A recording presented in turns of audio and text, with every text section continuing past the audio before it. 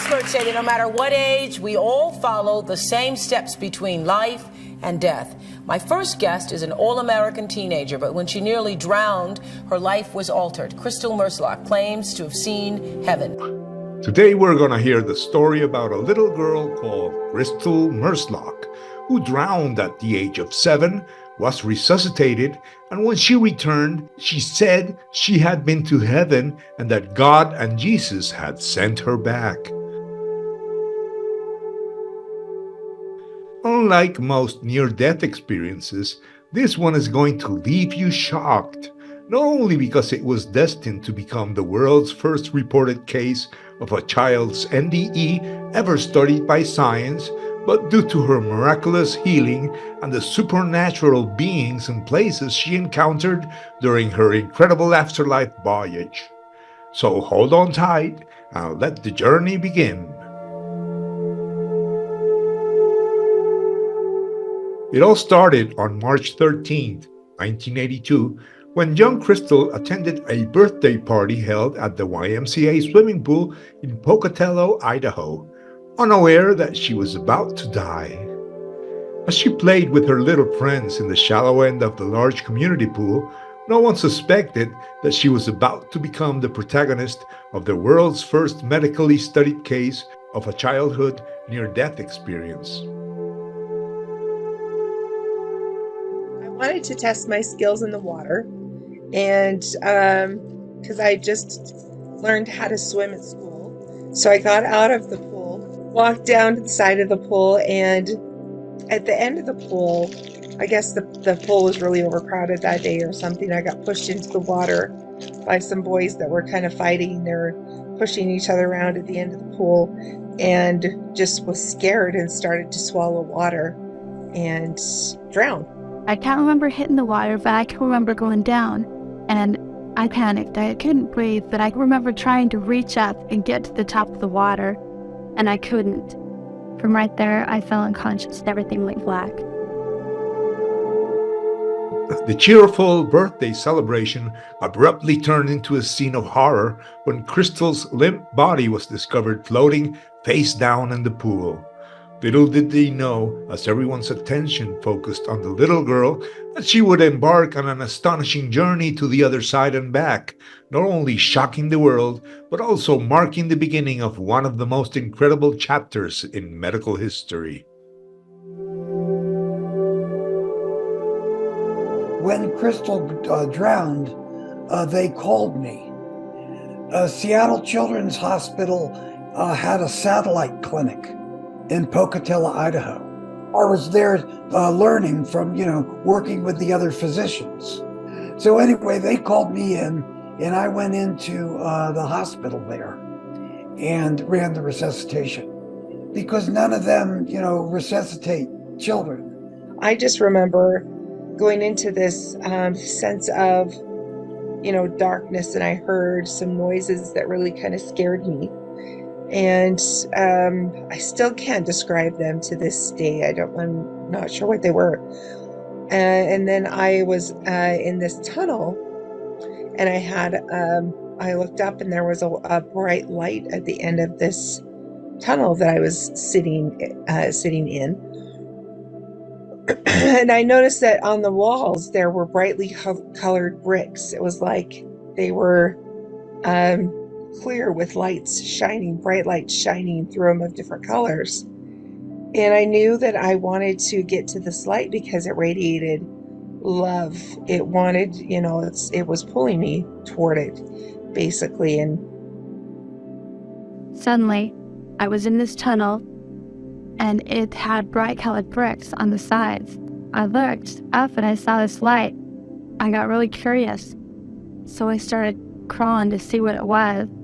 And suddenly I saw the image of a woman. And she said, "My name is Elizabeth. I'm your guardian angel, and I'm here to help you." And from right then, she led me up into the light and on into what I believe is heaven. When I was led into the light by Elizabeth, I was led into what I call heaven. And I just looked around and saw this, this amazing, beautiful, big, huge meadow with luscious trees and plants and different people milling around. They were all dressed in white, robe types of things. And it just radiated a whole bunch of love. And it was wonderful to me, but it felt like home. It didn't feel unusual. It felt like home. And I was greeted by aunts and uncles and some of their friends. One grandmother and I didn't ever remember meeting her before. I was greeted by my Aunt Pat, who had died a few months earlier, and by Grandpa Paul, and he had a friend with him named George that I don't remember meeting before. And yeah, they were just very glad I was there. Elizabeth was there through the entire thing, just right there with me. And I don't remember all the sequence of events, as they happened and as they happened. But I did get a chance to look down on my body, and that's when I saw Dr. Morse and what they were doing in the emergency room. She had the most profound stage of coma, and very few children or adults survived that kind of thing. She was having a hard time breathing. Her body basically was shutting down. When Morse finally dispatched her to another hospital in search of better care, he honestly expected the worst. The young doctor was sure the girl would either die very soon, or in case of surviving, she would have permanent brain damage due to a prolonged oxygen deprivation, among other possible physical and mental sequels. Amazingly, none of that happened. Despite the fact that the young patient had almost no chance of surviving, something out of this world was just about to happen. Against all odds, after only 3 days at the Primary Children's Hospital in Salt Lake City, Kristle suddenly regained consciousness. Although the doctors assured that she had suffered severe brain damage, it only took her a day or two to have full recovery. But how could this be? No one could explain it, but within a few days, she ended up showing no signs of cerebral dysfunction or any other physical or mental sequel. I woke up in Primary Children's, and I still don't remember. From the time that I had my drowning experience to the time that I went home from the hospital was 7 days. I was only 4%, functioning on my own. They had prescribed all these different doctors, specialists to come see me, tried to help me. Only one came. And he didn't know why that they had him come, because I was talking. Like one day I wouldn't be able to feed myself, the next day I would. One day I wasn't talking, or I didn't know how to make sense of my words, and the next day I'd just be a chatterbox. Then being directed. So my mom, right after I had this experience, she had a dream, and in that dream she says, okay, I was told that I need to listen to Kristle. I need to listen to what she has to say, because when I was, she kept me home for a couple of weeks from school, after I got out of the hospital and back, because she was worried about me catching something and just being vulnerable. And she said I would tiptoe around the house and kind of make little noises and say it was so hard to walk. And she would think, what are you talking about?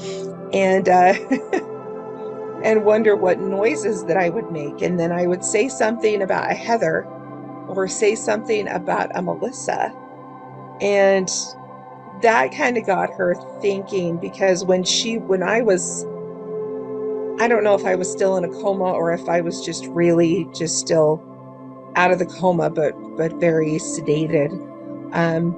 At one point, the nurse came and got my mom and said she's calling for her mother.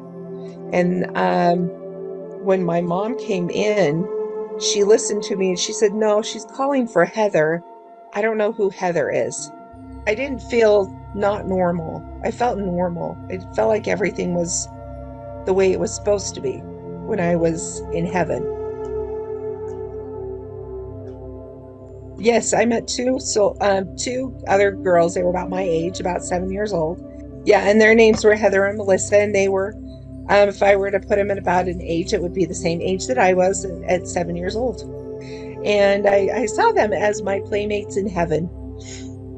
Because we just, I don't know that we did anything too noteworthy except, playing. But at one point they said they were going to be born soon.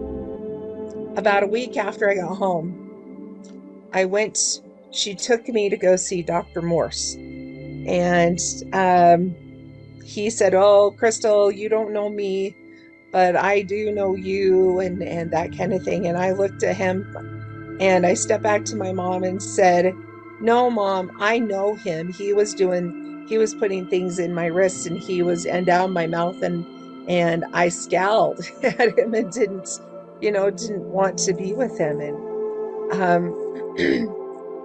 And then he is the one who asked me, what was this experience like for you? Not asking anything about, near death. And I told him heaven was fun. According to Morse, Kristle's prompt cure was not the only thing that surprised him. A couple of weeks after being sent home, the young patient went for her first follow-up exam at the Pocatello Clinic, where he had resuscitated her, and her appearance struck him. She looked like a completely normal girl. Despite the evident lack of oxygen to her brain during the drowning incident, her eyes sparkled with intelligence. In short, there was nothing odd or abnormal about her looks. She seemed to be just as healthy as any other typical 7-year-old child. She went to see her doctor, and I was working in that clinic. But, these are, fairly small clinics. So I saw Kristle in the hallway. And I just, I was like, hi, Kristle, you probably don't remember me, but I sure remember you. And, and that's when she turns to her mom and she says, oh, no, I remember him. He's the one that put a tube in my nose. I simply said to her, tell me what you remember about the time you were in the swimming pool. And she said to me, oh, do you mean when I saw the Heavenly Father? I said, well, that wasn't exactly what I had in mind, but I certainly wanted to hear more about that. I did get the chance to meet Christ and Heavenly Father. And Christ held me on his lap and just kind of loved me as he would a little, any other child.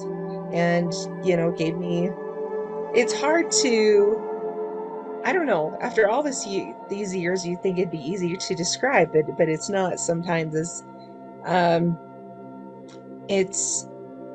He just kind of held me and loved me. And him and Heavenly Father asked me if I wanted to stay in heaven or if I wanted to go back to my family and on earth. And I thought, no, I want to stay here. This is perfect. Why would I ever want to leave? And then I remembered, I thought, oh no, I need to go be with my mom. I can't leave my mom. I can't, it's so funny that I have this eternal perspective all this time. And then right at that minute, I don't have that eternal perspective. And I needed to be with my mom. And they said, okay, so you need to make sure and obey your parents before you come back. You won't automatically, be allowed into heaven like you were this time. And, follow what your parents say and what your leaders say. Be a good person. I don't know. I don't remember what their exact words were, but there was direction as to what I needed to do to make it back to heaven. So it was Dr. Morse that started it out, but then my mom sat me down and said, okay, Kristle. I started to talk to her about what had truly happened. For a child to come up and say, I've had a near-death experience, is to me extraordinary, and I feel they are credible witnesses. At least they can tell us what happened to them. I just remember those days right then, going in and having fun and talking to this doctor, and we drew pictures, and he would just ask me different things to make sure I was okay, but he was trying to figure out what I was going through and what had happened to me. You know, there was no descriptions of near-death experiences in children. So I think if I knew what a near-death experience was, or if people had talked to me about it at that point in my life, I think I was a true skeptic. So it's just, we knew nothing about it. We knew absolutely nothing about it. Experts say that no matter what age, we all follow the same steps between life and death. My first guest is an all-American teenager, but when she nearly drowned, her life was altered. Kristle Merzlock claims to have seen heaven. Near-death experiences to me were something that you would see in a supermarket tabloid, but not worthy of scientific research. What changed your view? Was it just the constant stream of cases you found? No, it was really meeting Kristle Merzlock changed my whole opinion about near-death experiences. It was totally darkness, and then I looked up, and it was a tunnel. The only time that I really remember thinking about it was when I had a chance to look down on my body on the operating table, and I saw the doctors putting tubes up my nose to help me breathe, and down my throat and in my arms, and I didn't like it, so I just looked away. I called up Bruce Grayson and I told him about Kristle's experience. And then, you know, he's already done a number of studies, and he was my mentor because I didn't know anything about near-death experiences. Nobody at our hospital had ever heard a near-death experience. Kristle will always be remembered as the girl who went to heaven and back, the first reported case of a childhood NDE, and the protagonist of one of the most extraordinary afterlife encounters and spontaneous healings the world has ever known. And if you like the story, you need to listen to this following video, which is all about children's near-death experiences by Dr. Melvin Morse.